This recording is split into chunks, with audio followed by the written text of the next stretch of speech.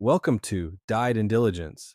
This is the show about deals that looked alive right up until scrutiny got serious. Not gossip, not hindsight for sport, and not generic M&A commentary.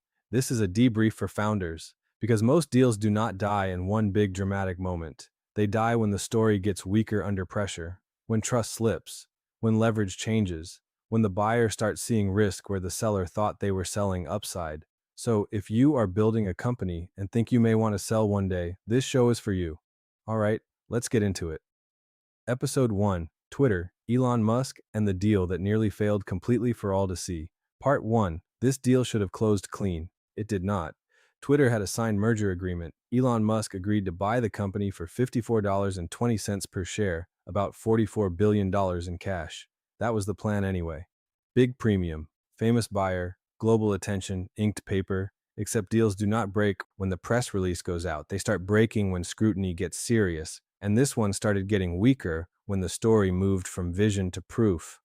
At first, the deal looked simple. Musk wanted Twitter. Twitter's board accepted the offer. Shareholders were supposed to get cash. The company would go private. On the surface, this looked like one of those rare deals where the buyer wanted the asset badly enough to move fast and pay up. But then the questions got louder. Musk started focusing on spam accounts, bot accounts, fake users, and whether Twitter had really given enough information. That mattered, because when a buyer starts saying, "I do not trust the numbers," the deal stops being about excitement and starts being about risk. And once the deal becomes about risk, everything changes. On July 8, 2022, Musk's legal team sent a letter saying he was terminating the merger agreement. The argument was that Twitter had not provided enough information, had made inaccurate representations, and had not complied with certain ordinary course obligations. Let's pause here. This is where founders usually miss the real shift. The deal did not get weak because people were arguing on the internet. It got weak because the buyer started attacking trust. That is a much bigger problem, because when a buyer says your data is not reliable, your reporting is not clear enough, or your operations changed in ways they do not like,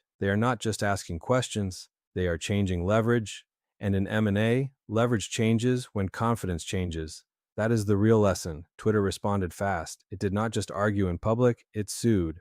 On July 12th, Twitter filed in Delaware and made its position clear. This was buyer's remorse, not a valid reason to walk. And now the deal had changed. This was no longer just an acquisition. It was a public test of whether signed papers still meant something when the buyer was rich, loud, and looking for a way out. That is where this story gets interesting.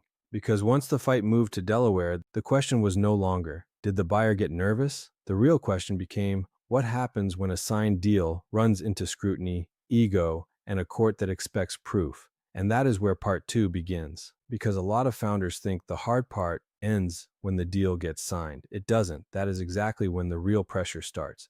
In part 2, we get into what Twitter did right, where the leverage really shifted, and what every founder should learn before they ever take a company to market.